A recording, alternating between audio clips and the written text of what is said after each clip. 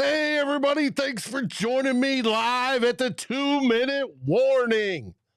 We have a game, Vikings versus Browns preseason 2. That's right, and your Vikings are at a 99.9% chance of winning. We have to love that. But first, the roll-in. Ladies and gentlemen, welcome to the Real Forno Show, hosted by the one and only Tyler Forness. A to Z Sports sought him out to be their Minnesota Vikings reporter and NFL analyst. And he's a proud contributor over at SKOL North's Purple Daily.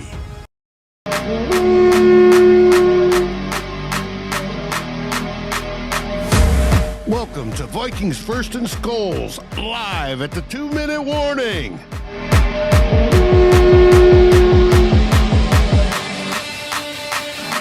Next. Man, did I screw up that roll-in this time.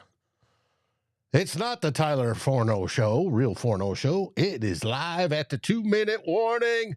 And I'm Dave here riding with you. Tyler will be joining after the game. Gary, yes, you saw Scene all day. Scene was highlighted. I think he's played every defensive snap so far, and he's had some good ones. Got to build up that trade value, I think is what they're going for.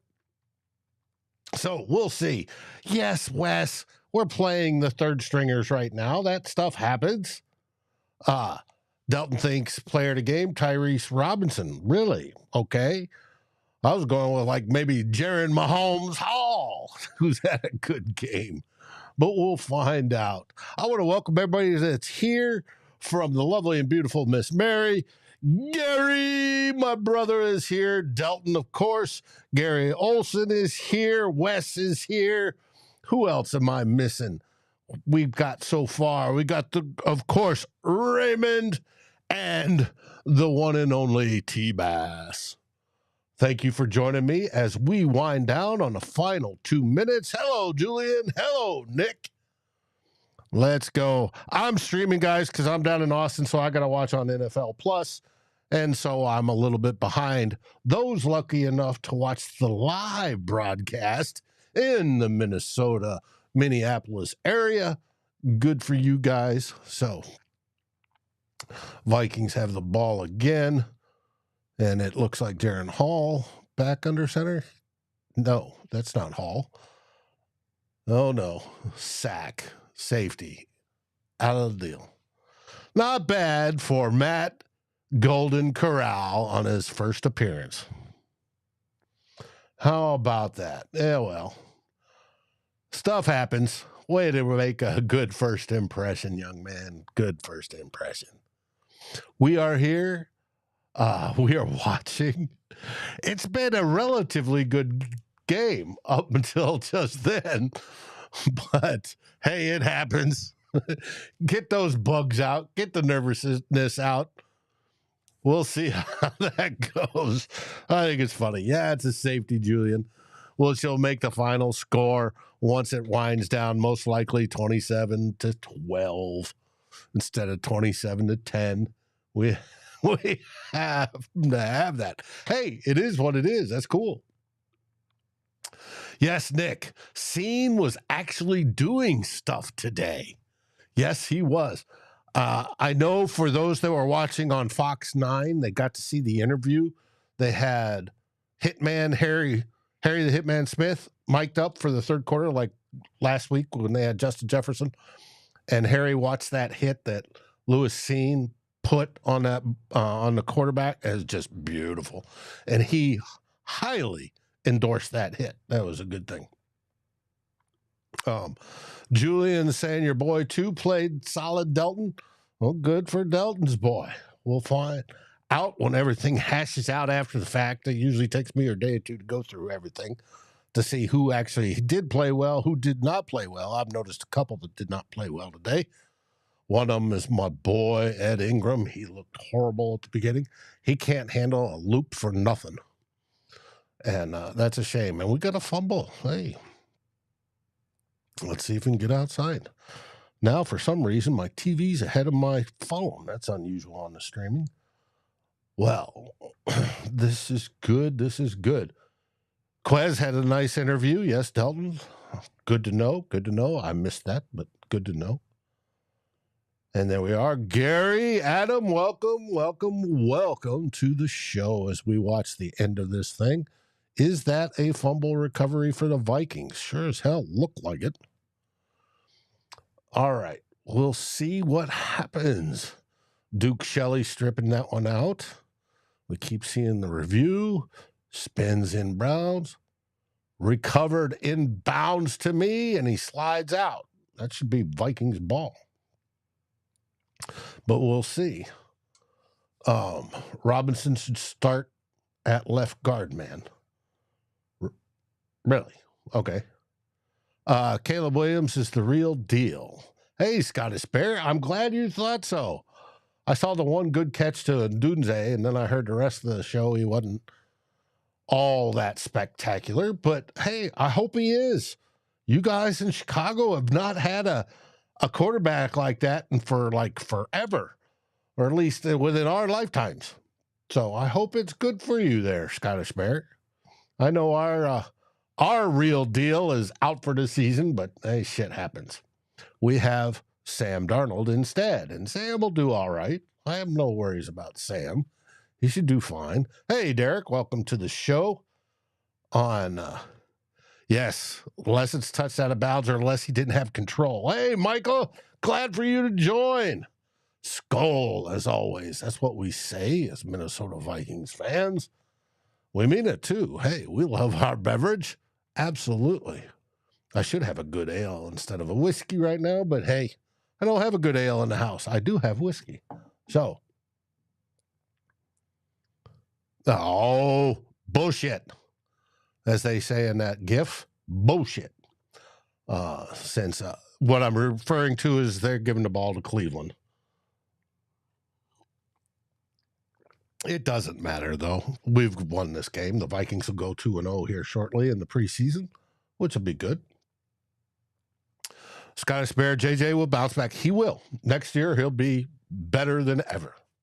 Guaranteed, and he won't have any long-term effects. So that's good. And he'll be way ahead of the game and still 2 years younger than everybody that was drafted this year. So, Dennis says you always have a whiskey. Most of the time. Yes, most of the time. I do an occasional ale. I grew up drinking ales, and I used to do them all. But I find out I pee more when I do beer than I do whiskey. So, that's age, wisdom comes with that. So that's why I switched.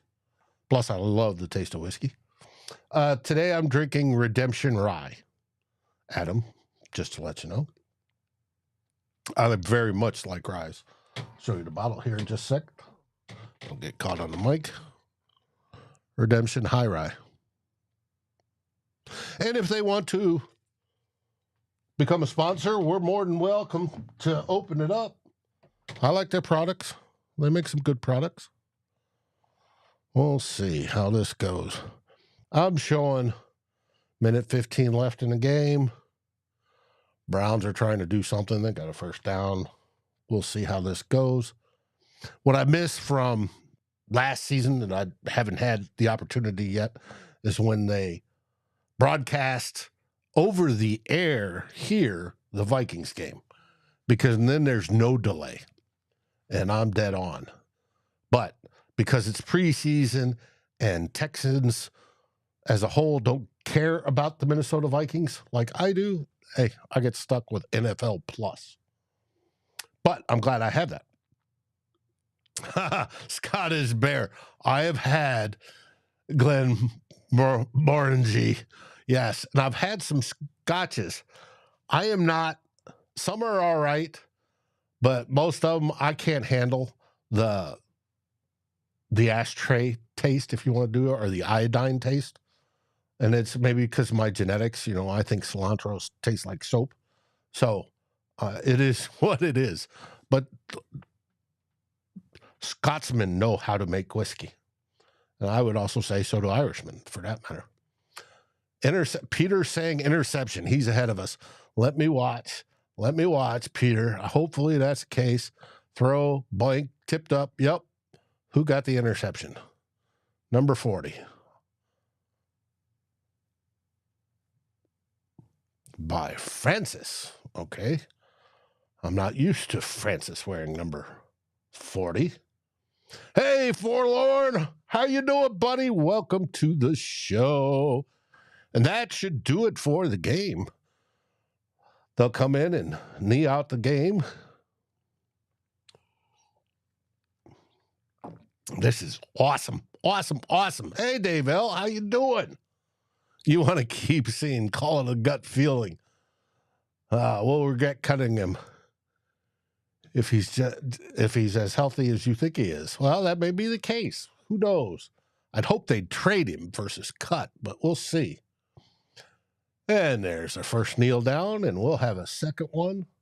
And for all intents and purposes, your Vikings win their second preseason game of the season.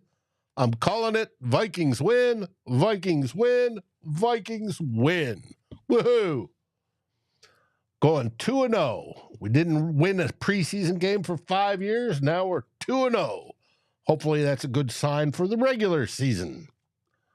We'll find out. Of course, we will find out. Hopefully, Tyler will be here shortly. Thank you, Forlorn. Yes, smash the like. It tells the algorithm that hey, we're doing something good, and we want to be here with you. That's the whole reason we do this. We love talking our Minnesota Vikings, and we love doing it with the fans. That's why we do this show. Well, that's the way I do it, you know, and so it's a good thing. Yes, and here's the W's. We like W's. Give us W's, baby, W's. All right. Dennis says Wes Phillips called today's offense. Good for Wes.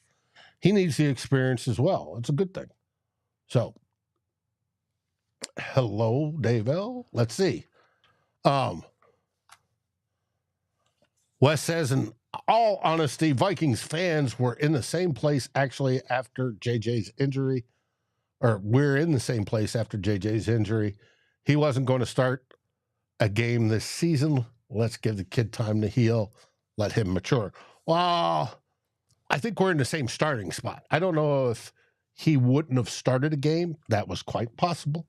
Quite possible. They could have kept him out redshirting all season. Don't know. But what the difference is, Wes, is that with what we saw last weekend and him having the tools, showing what is needed, doing things that pro football quarterbacks need to do, and doing them well, other than that first interception, that got everybody excited, including myself.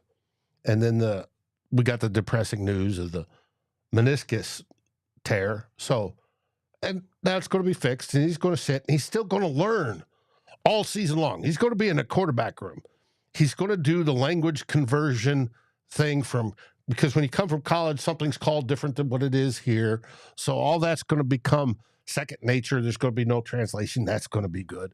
He's going to be learning how to sit there and watch game films and put in game plans and all those things that are needed for him. Well, that's why we didn't expect him to start off the very beginning, because we want him to see experience of that behind somebody who started in the league, and obviously that's going to happen now. And I think that's a good thing. And I think hopefully he sticks around and hangs around KOC's hip the whole time and learns more from him. And we already saw that JJ McCarthy has said, or Justin Jefferson has said he's going to continue to do cut-ups with McCarthy. And you know that's a good thing. You know with that Jefferson, sees him as, hey, he's my next quarterback. We're going to make him as best as we can. So you got to love it. It's just, we missed, after what we saw last week, everybody was so high, and then the deflating of the balloon. That's what happened. Sarah thinks Scene is getting traded. Sarah, he played the entire game, and I think it was a showcase game for him just for that purpose, but that is my assumption. Dave L says Scene was the player of the game, the sack and the one interception, the best hits of the game. He was great. Well, yeah. Mm-hmm. He played well today. We miss it. Now, tackling. Drove me crazy the first part of the game and through most of the game. Our defense needs to learn to tackle better. Needs not only to hit, but to hit and wrap up and tackle. There was so many busted tackles today. We need to get better at that. Now, granted, today was mostly the second, third stringers. I got that. But they need to do that too. That's part of playing football. That's something you get taught from Pop Warner on up. Tackle. Grab, bring to the ground. Yes. Mary says McCarthy will come back strong. And I do believe that. I believe J.J. McCarthy is going to be our first franchise quarterback in forever.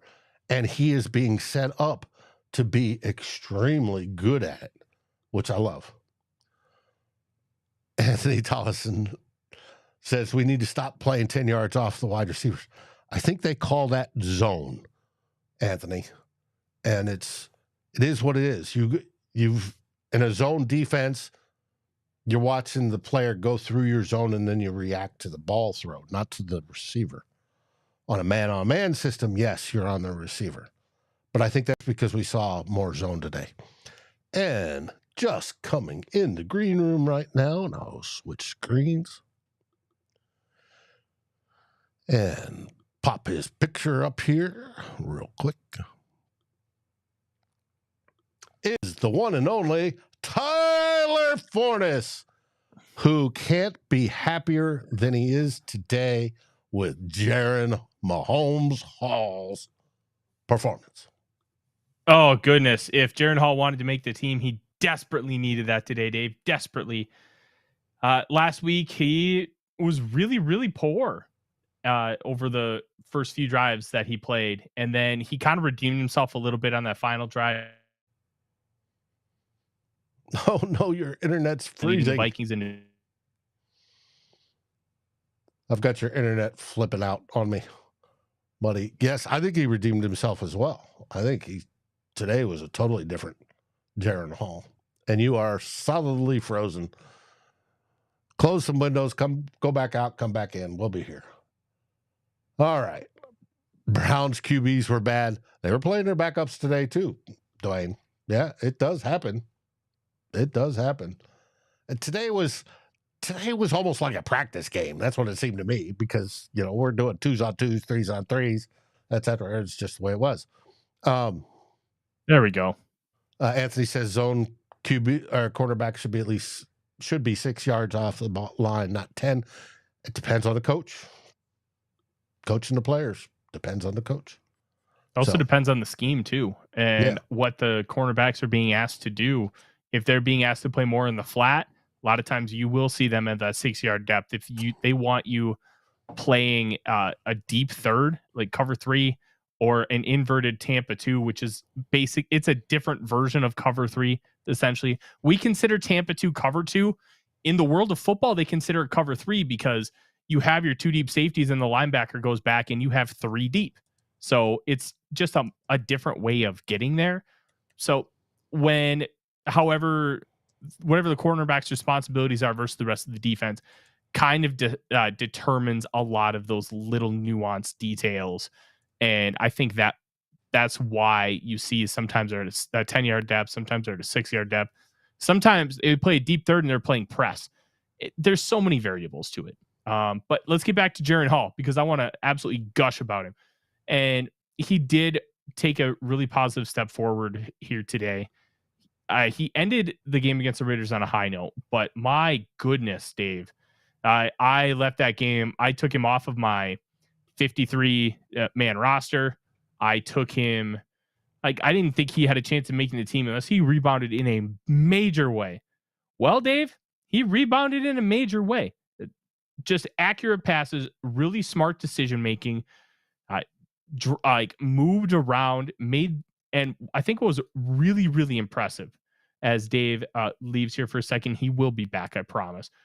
The one thing that really impressed me about Hall was coming out of college was he had the ability to make some of those throws. The touchdown today, people were comparing it to stuff that Mahomes does. Absolutely. He can do some of the off-platform stuff. He's always been able to. Some of that's the baseball background, and he did some of that BYU, and JJ McCarthy was able to do some of it too. Well, Hall's throw today was one of the more impressive throws I've seen in weeks, because not only is he rolling out, he completely leaves his feet, layers the ball perfectly over a corner on a deep crosser, and there should have been a safety behind to be able to kind of clean that up, but there wasn't. And Jones was able to take it 71 yards for a touchdown. That was tremendous. Absolutely tremendous. And I cannot give enough credit to Hall for that throw. Jones for having the wherewithal to not go out of bounds, to put his feet in the ground, turn upfield. And that kind of awareness was something that Diggs used in the Minneapolis Miracle. Always understand your surroundings, always understand where you're at, and the ability to turn upfield is really impressive from Jones. I think Hall's pretty much a lock to make the team at this point, and I think it's less about him, Dave, and more about JJ McCarthy is out for the year, because even with this performance, I don't know if Hall would have been on the roster. I really can't tell you that he would have been a guarantee. But I feel a lot more comfortable with him on the roster after this performance. And that's why last week, hey, I'm going to do a little bit of overreacting. If you're basing the roster performance off of kind of what you've seen in camp and then this, not good. Very bad. And that's why I took him off my 53-man roster projection. But you have to adapt your information and evolve with new data. And the data we got today, Jaren Hall looked really good, and he looked like he can be your backup quarterback next year, which is the whole point of keeping him around. Be your backup quarterback in 2025. What was his final box scores? I'm looking. Oh, that's a great question. Let me pull. Was it 4 for 5? 4 for 5, 87 yards. 2 touchdowns, no interception. And it should be 5 for 5, except for, I think it was Deshaun Jones, or I don't remember who it was, dropped a pass. Yeah, Jones had a little bit of an up and down day for that exact reason. It would have been really nice to kind of see him be a little bit more consistent, because like you said, that drop really did hurt. But very impressed on an overall level by Jones throughout the course of training camp. I kind of want to dive in here to what Delton said. 94 is a monster. You don't know 94. Taki Taimani, nose tackle from Oregon. Now, one of the interesting things about getting a lineman from Oregon, the Vikings assistant O-line coach from a couple years ago, Alik Terry, ended up taking the offensive line coach job at Oregon. He was at Oregon, came to Minnesota to be the assistant O-line coach, and then goes back up to Oregon when that position opens up. And so you kind of get a little bit of an inside advantage, inside track on a guy like Taimani, because Terry sees him every day in practice. He was really good today, holding up well the point of attack, trying to make plays in the backfield, just being around the football. That's really good from a nose tackle. I don't think he makes the 53-man roster because of how things are going to be constructed. I do think he's a guy that's going to make the practice squad, and he probably maxes out his call-ups unless somebody gets injured, and then he gets promoted. Taimani was really good today, and I have not seen him play poor football. That doesn't necessarily mean he's always playing great football, but not poor football. And that's really important for defensive linemen. I will take the guy who's consistently solid over the guy who flashes elite play and flashes just atrocious play. Garbage. Yeah. I don't want the high variance stuff. I want consistent. I want a guy who's going to be able to hold 2 gaps. I want a guy who's going to not be pushed off of his spot. And that's what Taimani's been doing. And really impressed that he's kind of been able to put it all together. Really good shout out there, Delton, because this game I struggled, Dave, kind of starting to frame a lot of my post-game stuff, figuring out who's bad. There wasn't a lot of bad in this game. Now, there was, don't get me wrong. But like Nick Mullens getting hit as much as he did, it's hard to blame the O-line for a lot of that. Mullens gets the blame for most of it. Mullens got himself hit way too much. And that needs to calm down. But I think that's just part of the Nick Mullens experience. That's just Nick Mullens. He's going to do some of those Brett Favre things. He reminds me of Brett Favre in the pocket, where Favre would just stand in the pocket, wait. It feels like he's just waiting for somebody to hit him, and then he fires it down the field, and he just gets slaughtered in the pocket. Nick Mullens gives you that same vibe, and you got to wonder, is Southern Miss teaching these guys to just get their butts whipped in the pocket? I'm not sure. Yes, the answer to the star is they are subscribers to get that. Mm-hmm. Now, you said the offensive line. You missed it. I was a little frustrated with my boy Ed. He can't handle a looper for nothing. He and Quisenberry had a tough time starting out the game when those guys would loop, because they engaged the one guy and the guy would right around the back, and neither one of them dished off. I think, see, it's so hard to judge something like that here, Dave, because something we don't necessarily consider with offensive linemen that I know you know, but it's something that like the masses don't necessarily consider, is the idea of communication and chemistry with the offensive line. If you're not consistently playing with somebody or next to somebody, it can be hard to understand how they're going to handle something like a stunt and a looper, where, okay, at what point am I supposed to pick this guy up? At what point do I need to bounce off because my counterpart has this guy? So I need to look at the all-22, and I'm not going to say you're wrong, but it's hard for me to truly put all that blame and onus right now on Ingram, because there's so many variables. I thought Ingram played fine today. It could have been Quisenberry, but yeah, it just was a little frustrating to see, because you want that specific part of the play to play better, and that seems to be one of Ed's faults. And I love Ed Ingram. I want him to take that next step and become a very good right guard. But it is that's what I saw when I looked at him. So Dalton thinks Robinson over Ingram. I don't think so, but we'll see. I think one of the tough parts about preseason is you see a guy ball out in the preseason, and our brains can go to, hey, this guy needs to be the starter. This guy needs to be the guy.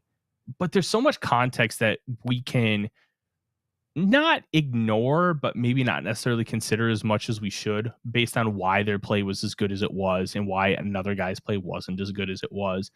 And I think that's kind of where like the overreaction Monday comes from. And I don't necessarily think that 79 getting the start Tyrese Robinson over Ed Ingram is necessarily a wrong take. I just think there's too much nuance with preseason games and who's playing against who and some of that context, where it's difficult for me to say this guy needs to be the guy. I think it's easier with skill positions. I think it's easier with quarterback. I think it's easier with corner, but it's so hard with the trenches because there's so much nuance with that. Mm-hmm. My big thing with Ingram has never. And the scheming and the game planning is different from a preseason game to a regular season game. And that affects how players play as well. Yeah. My biggest problem with Ingram is, Dave, because we've talked about him a lot. I've been a big supporter of Ingram being the starter, and I think he needs to be the starter going into the year. I don't think it should be Dalton Risner. I don't think Dalton Risner is a starting level guard. I think he is a sixth man, a swing guy that comes off the bench, and when he starts, he will be capable for you, but he's the guy you always want to improve on. You always want to find somebody better once he gets to that starting level. And that's kind of where I'm at with him. My big thing with Ed Ingram is not ability. it is consistency. He is a knockout specialist. If you want to like look in the world of boxing, you have a guy like Manny Pacquiao and Floyd Mayweather. They're just so technically sound. They're so good at what they do. Neither one of them is Mike Tyson. Mike Tyson wanted to kill you in the ring. He wanted to knock you out, and he would go for that power punch. Well, that's kind of how Ed Ingram plays. And because he plays that way, he opens him up to some misses. He opens him up to lunging at guys on the second level instead of just being like engaging them and driving them into the ground. And I think seeing a guy like Darisaw and how Darisaw is able to engage with guys and then take them completely out of the play, that's going to help elevate him to a different level and get him some of that consistency that we so desperately need from him. We need Ed Ingram to be consistent because the talent and ability is there. It's been there from day one. It's been evident the entire time. Now we need him to just play more within himself, play more controlled, and you are going to see a really good, capable guard. I wonder how long it's going to take for him to really get that. Year 3 is a pivotal year. It's generally and which we'll find out. Takes us to Dennis thinks that we had a very good run game or good time running the ball today. And I thought so, especially early. I thought also especially to the left. But I thought Kene Nwangwu sealed up his RB3 spot.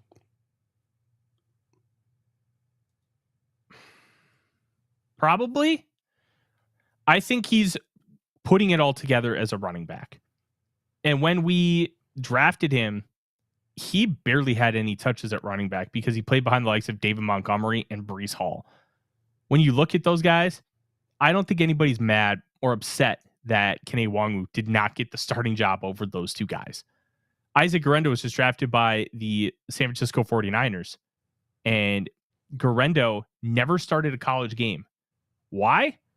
He sat behind Jonathan Taylor, Braylon Allen, and then Jawar Jordan, all three of whom are likely to play on Sundays this year. So sometimes situation matters when you have conversations about why didn't this guy play more? Well, Dave, if you are like CJ Stroud and you're on the same team as Patrick Mahomes, Stroud ain't playing.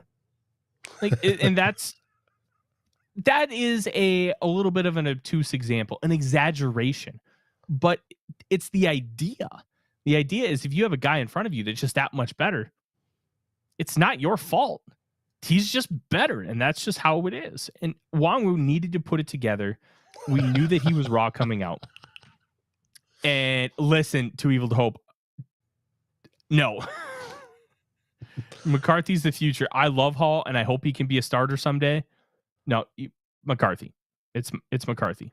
Now, but speaking of Mahomes, not related to this game, he had the absolute, how to describe it? He threw behind his back. It was like a behind the back pass that you would see with a point guard driving down the lane. Yeah, a Larry Bird passing it off. And to Kelsey. And they got the first down. But his explanation afterwards was even better. He was asked on the sideline, why did you do that? And he goes, I was pissed off at Travis. He ran the wrong route. So I threw it to him at his knees, behind his back. That was just, I haven't seen any other quarterback do something like that before. That is special. Maybe J.J. McCarthy in a couple of years, but not right now. That is special. Yeah. Did Mullens look worse than Hall?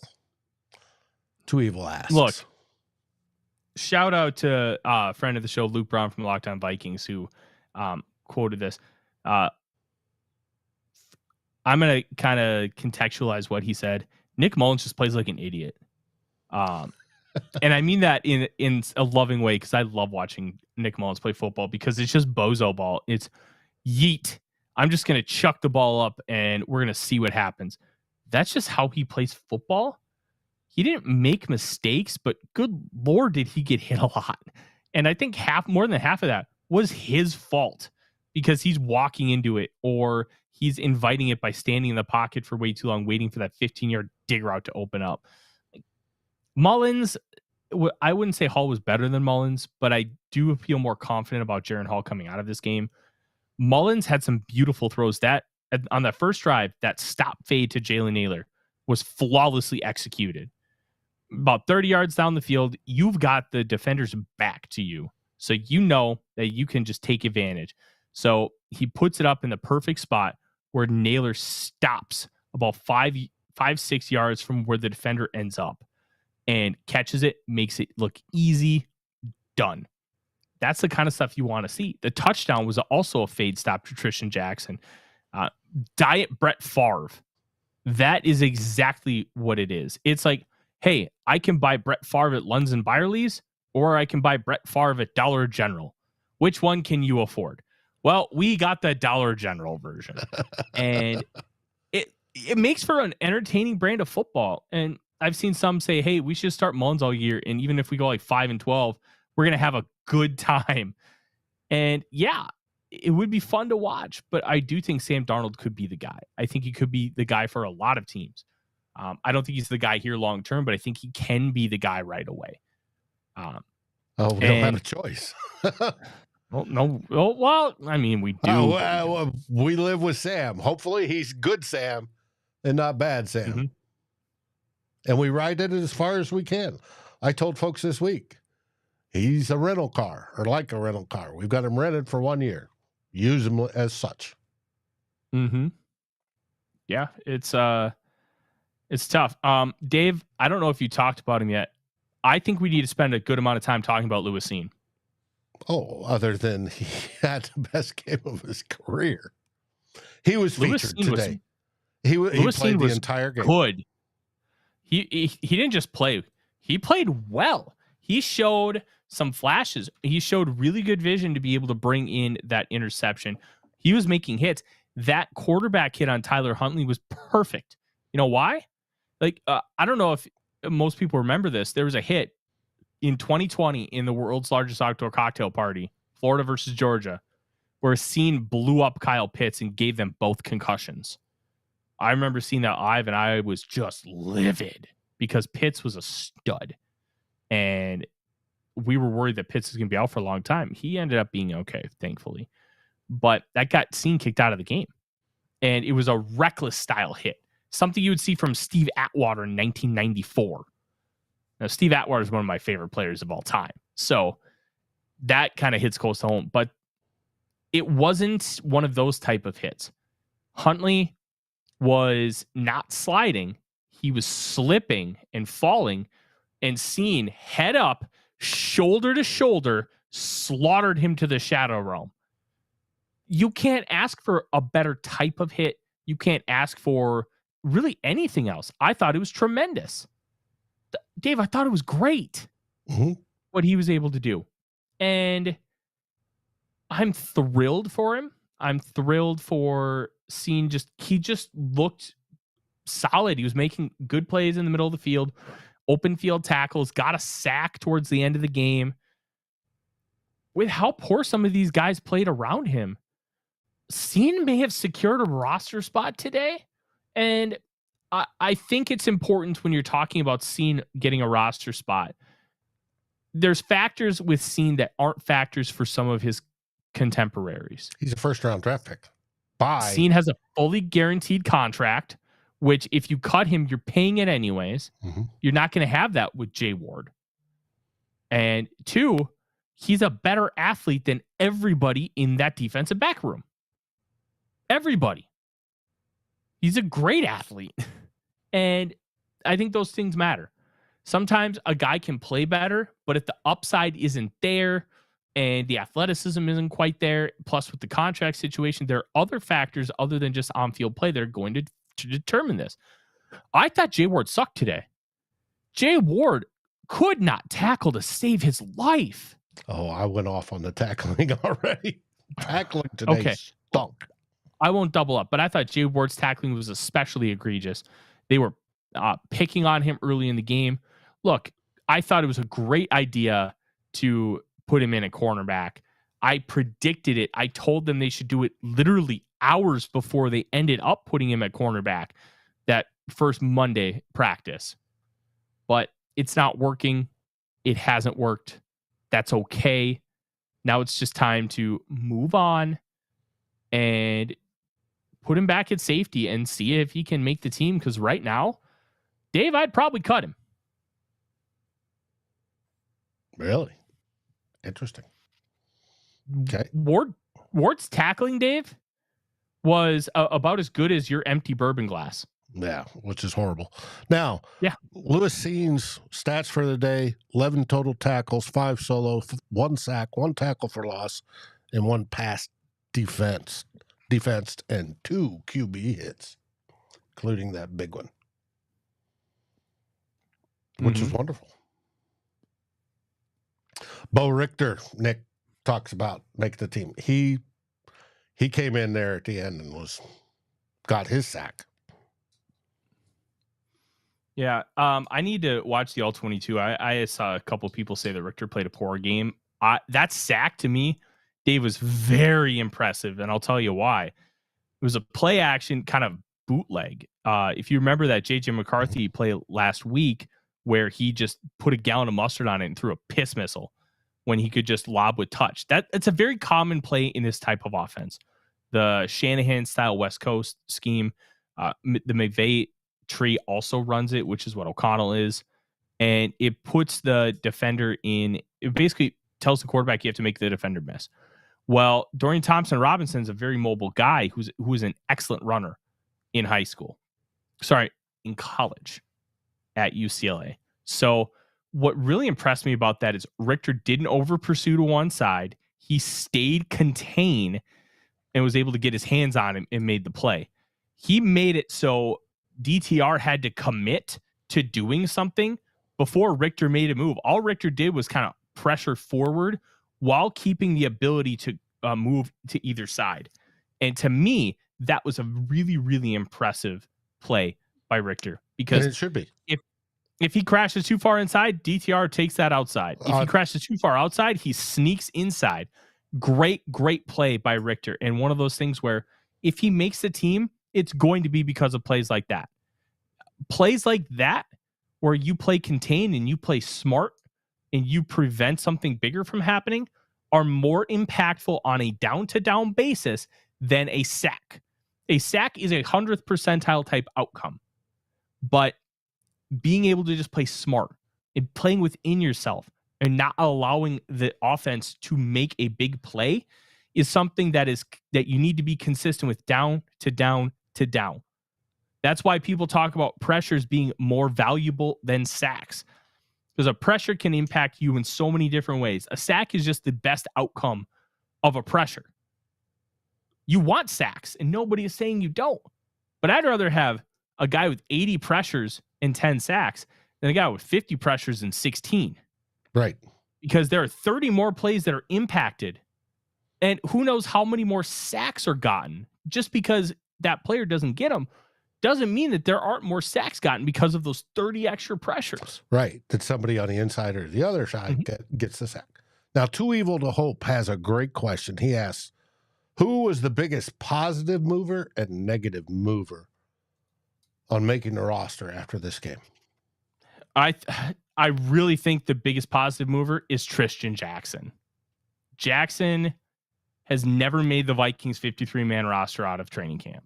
He did make the Los Angeles Rams. He's not old enough to have been able to play for the St. Louis Rams.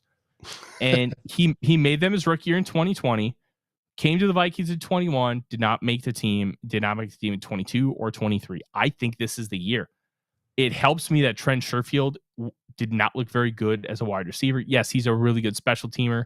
I think the Vikings feel like they're good on special teams, where if they lose him as a special teamer, I don't think it's this abject disaster. Hey, I said abject. Thank you to everybody who has helped correct me from adjunct, because I keep screwing that up. I greatly appreciate it. I'm being sincere. Please don't misunderstand. But he's been a disaster on offense. He keeps dropping the ball and just plays that he should easily be able to make. He's just not. And Jackson has been great. 100 yards in the first week, has 2 touchdowns, continuously getting open. Practice, he looked really good.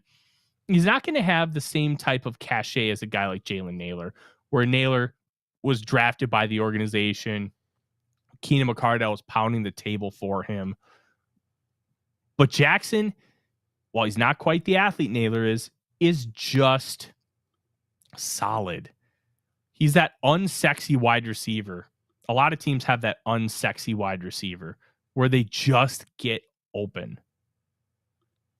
Honestly, I think you can relate it to later stage Adam Thielen, but I don't think that there's quite the cliff that late stage Adam Thielen had when he was with the Vikings. He kind of dropped off a cliff after 2020, 2021, and then 2022.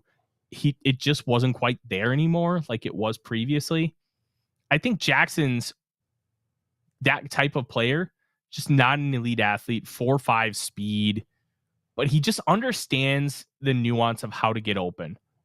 And he understands the nuance of how to win at the catch point, how to just make plays. I don't know if I ever want him above my wide receiver 3, but that's a guy I want in my room. And I think he can be a really valuable asset. I feel bad for Brandon Powell because I think he's had a solid camp. He's just getting outshined by these other guys. And it just sucks for him. Well, it is what it is. What do you think of special teams? Hard to really judge a lot of the special teams. I thought the punt team was better than last week, not phenomenal. I thought they, like, especially the one return there, I think it was like a 10 or 12 yarder. I thought they could have had better contain. I think the gunning situation, it was a little rough on both sides of the ball. We missed Najee Thompson on that one. Yep. One of the things that I said was, I wonder if Najee even makes the team, because if you get one or two of these guys show that they can be a really good punt gunner, like a Dwight McGlothern, a Tristan Jackson, if you can have guys show that they're good punt gunners, why would you keep Najee Thompson? The whole idea behind Najee was he's so good, but he's only a special teamer. He won't do anything else. And that's not an insult to Najee. Unless I it's like an emergency. Najee a lot. He's just not a pro level at corner or safety. And in order to keep that position, you need to be so ungodly good at your job that they want to keep you to only do that job. But if you have really solid people around you, why would they keep you to only do that one job, which is nowhere near as valuable as somebody who can be a solid cornerback that also is a punt gunner? Those are the questions that you have to ask yourself when you're putting together the 53-man roster. I don't know that the Vikings are going to be comfortable enough to keep Najee Thompson if they continue to see good punt gunning. They didn't see great punt gunning today, but if they end up seeing it, could be great for him. And now I will say, Najee is likely back for the final preseason game against the Philadelphia Eagles. That could change things. But is he? I've still not heard what's wrong with him. He's on PUP with a knee. Okay. I don't know what the knee injury is. Procedure. Yeah. Didn't he? I think. Yeah. So I want to address this one more time. Gaetano's Christmas channel. Please let me know if I'm saying that wrong. The AE. I think that's the Gaelic pronunciation, but no, it's like Gaetano, like a J. Yeah. Either way, says Ed Ingram was bad again. I didn't think he was bad. I know you and I talked about him extensively. Luke Braun, who I trust a lot when it comes to O-line evaluations, thought he was really good in live viewing. Sometimes with the way my eyes kind of watch things, it's hard for me to completely watch in the trenches because my eyes really focus on the quarterback and the skill position guys. So I'm excited to watch the All-22 and kind of figure out what exactly his day looked like. But I thought overall he was solid. And a quarterback like Mullens can make your O-line work look a hell of a lot worse because of how long he holds the ball and the hits that he takes. Gaetano is who's right, Tyler or me? Asamoah played decent. I think he's saying that he's right about Ingram being bad, which that's fine. I respect the opinion. Based off of the little bit I saw, I don't think that's true, and I know Luke didn't I don't think either. He's bad. I think he has a problem with stunts. No, yeah. He said that Ingram played bad today. Not an overall. That was his statement. That's what I'm saying. The pronunciation. Oh, so I was right. It's Gaetano. Perfect. Good. One for you. All right. Listen. What did you think of Nudie McGlothern and that return? Shout out to the Cleveland Browns defensive lineman, Dave. Because if that defensive lineman doesn't keep hustling and he gives up on the play, that's a touchdown. That's a touchdown. That is a touchdown. And really good play. I think McGlothern was good. I think that he's going to play well. I'm really excited to see him continue to grow. I think he makes the roster. I do. Okay. What about Asamoah? Still a little bit inconsistent as far as how he shoots gaps. I think he's going to make the team. I think he should be the third linebacker, and I think he should find ways to get him involved and let him grow on the fly. Play him between 200 and 400 snaps, rotate him in, and I think he's a solid player. And if you can have a third guy that you can trust out there, guess what? You can play, let's say you play Cashman, Pace, and Asamoah, 2,100 total snaps, 700 apiece. You can keep those guys a little bit fresher, and you can do a lot more versatile things, especially with the quickness of Asamoah. Now, Big Rail and Dad asks, did Nahshon Wright even play today? Yes. Boy, he if you guys know backyard baseball, backyard football, those games, dude's got the body of Ernie Steele. Tall, lanky, slim. And I noticed him, but then he Dave L says he stands out more than other corner. Oh, you're talking about McGlothern. Just from a looks perspective, Nahshon Wright stands out more than everybody else because he's so tall and skinny. Outside of that, I didn't notice him at all. That'll have to come from the all-22. According to the stats, he had, where was it? I just looked at it. 1 tackle and 1 solo. Okay.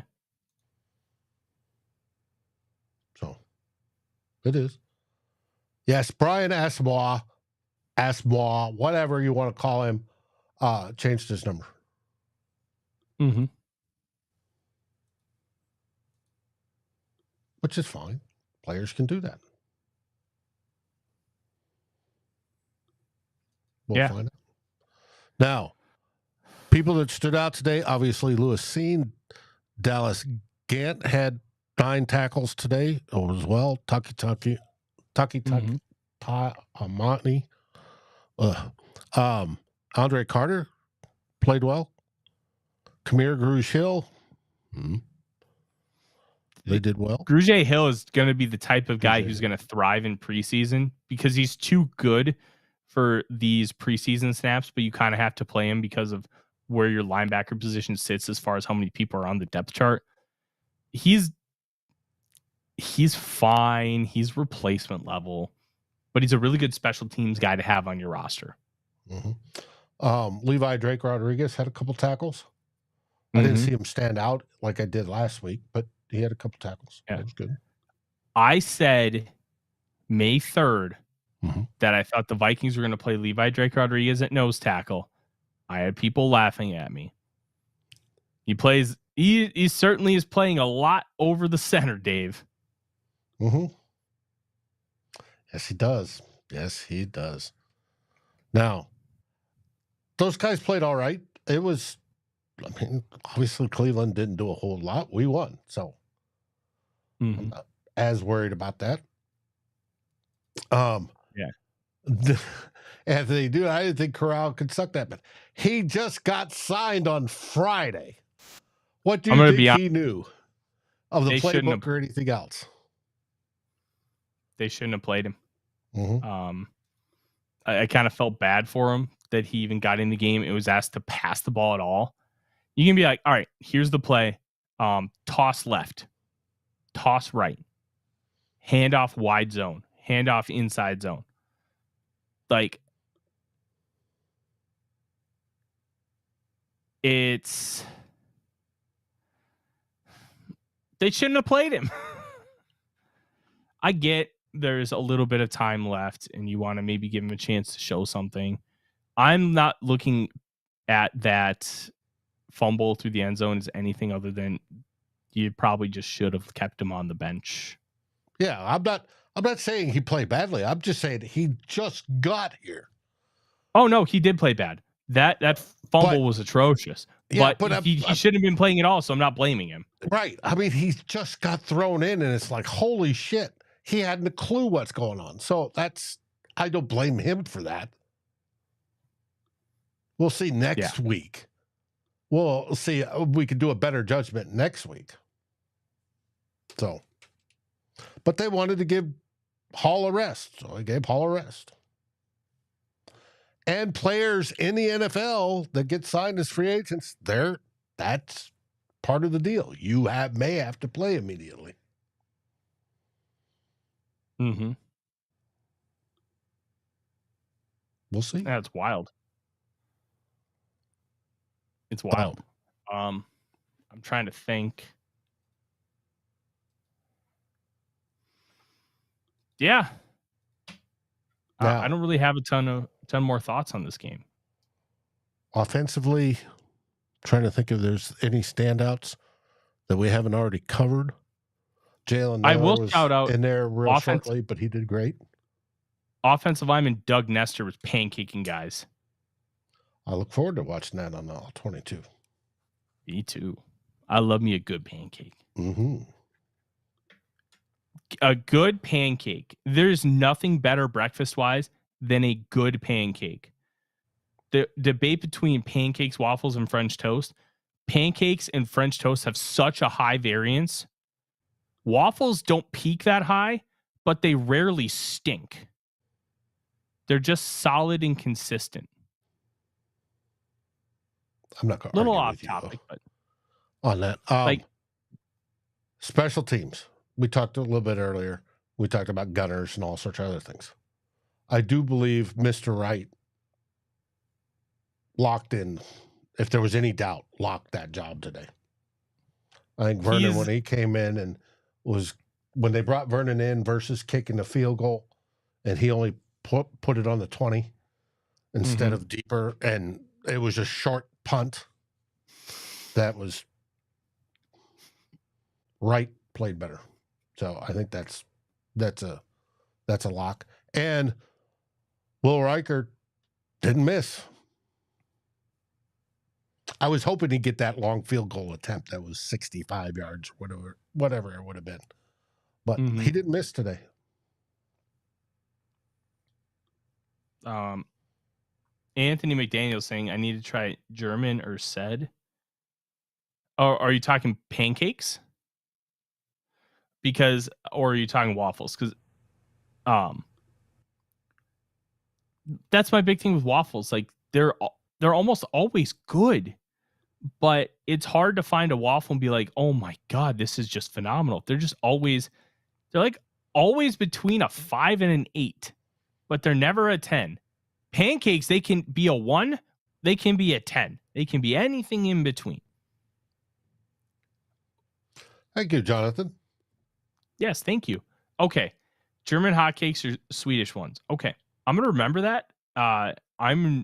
My dad is like 100% Norwegian, so we didn't really do a lot of Swedish things in the house because, Norway.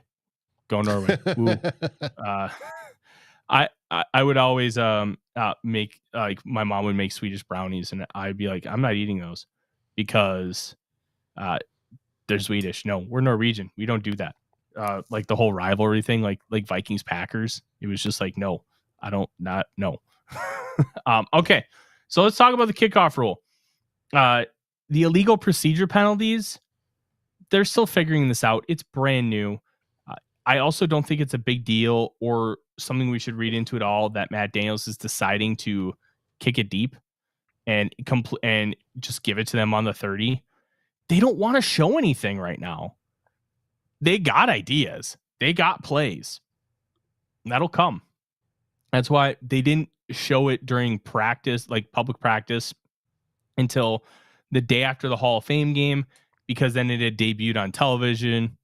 And like, it's just, I'm not reading into it at all. I'm going to wait. I think, well, let's revisit the kickoff rule kind of stuff after like week 3. And then I think we'll have a grasp on what it's going to look like. But the kickoff rule itself it's all simple, but when you combine it together, it's annoying because you have to remember a lot of nuanced things. Basically, you're lined up at a certain spot. You cannot move until the ball is touched, not hits the ground. I think. Or is it maybe it hits. I don't remember. Shit. Is it hits the ground or touched, or is it both? I don't know. I feel like I should know that piece. That's like the only piece. If it hits the ground inside the landing zone, it's a free play or a fair ball. Yeah, I think so too, because I think we've talked about the fact that, hey, maybe that's a possibility for a strategy. But it's weird. We'll get used to it. We'll get used to it. Not a big deal. All right. We've had some good breakfast talk, Dave. Before we go, when this stream is done, don't put it in the live chat. When the stream is done and we are off the air, I would like you to tell me which is better, pancakes, waffles, or French toast, and I want you to tell me why. I want to know what recipe your thoughts or are. Variety thereof. Mm-hmm. Well, I don't want to get super strawberries specific. And Mm-hmm. But banana pancakes, nut, whatever, French toast, or waffles, which is better and why? Put it in the non-live chat. I want to hear about it. Mm-hmm. And you know what? If you're listening to podcasts, we're grateful for you too. I want to see it in the Apple Podcast reviews. Tell me, pancakes, waffles, or French toast, and why? I know I have my favorite, but what is your favorite, Dave? I like all three. You coward. Dave, no, you are in the military. Why are you being a coward? Free. If you get a good waffle batter and a Belgian waffle maker, there is something about, the nice little pockets that hold the extra butter and extra syrup, and whether you put fresh toppings on it, I love it. And it, comes plate sized and good to go. That's my favorite. But like I said, I love all three. I do not discriminate when it comes to those foods. But if I have if the batter, a waffle batter is very, very good, and there's good batter and bad batter, it's just, and a Belgian waffle maker, it's awesome. Shout out Pat Chamberlain for gifting my wife and I the waffle maker for our wedding. Still use that thing and still works well. I might have to make waffles this week now, Dave. I like waffles. I like them a lot. But I think that's our show, unless you got anything else. That's it. What do we got tomorrow night? We're going to be talking more, I assume, about this game. No, you're going to be talking more about this game tomorrow, because it's 2 old bloggers Sunday. Tomorrow afternoon. I know. Tomorrow. This whole Vikings on a Saturday is fucking us up, man. Yep. Tomorrow, Sunday, Darren and I, for 2 old bloggers, we're going to go over theme 2 will be about this game. Darren couldn't make it today because he has a tennis tournament he's at. But he was following the notes during breaks. I do know that. But theme 2 will be about this game. Theme 1, we're going to go over the implications of JJ McCarthy being out the whole season. And theme 3, we're going over other things that happened this week in Vikings land, including somebody asked about Stephon Gilmore. Hopefully we'll have more on that. Darren thinks we're not going to sign him. I think different, but we'll explain why on the show tomorrow, 4:00 Central, should be. We may have to move it to 5. That's why you like, subscribe, ring the bell. But 4:00 Central tomorrow. And then Monday, we have the Real Forno Show. Yes, we do. And the Real Forno Show is going to be focused on this game. I'm going to spend Monday trying to watch some All-22 and try to really understand some of the little nuances, and then we'll end up getting there. Look, we're going to have a lot to talk about, and there's going to be a lot of interesting things. And next Monday, the 26th, it's going to be my final predictions for the 53-man roster. So something to be ready for. And we're going to talk a lot about different positional battles and all that kind of stuff over the next few days. Look, this is the place you want to lock in, this place you want to be for Vikings content. Like, comment, subscribe, ring the bell. So when we have to kind of maneuver some of these times, you are ready to go. And you know what? If you can't catch it live, that's okay. You'll just know that you will have an episode to catch at your own convenience. That's right. What do we say, buddy? Jaren Hall is the best. That's what we say, right? Yeah. SKOL Vikings. Go Vikings, baby. Thanks for watching. Please like, subscribe, and ring the bell. And share this episode with your friends and even your enemies. We'd love it. Thanks for watching Vikings First and SKOL. We are part of the Fans First Sports Network, and we appreciate each and every one of you. SKOL.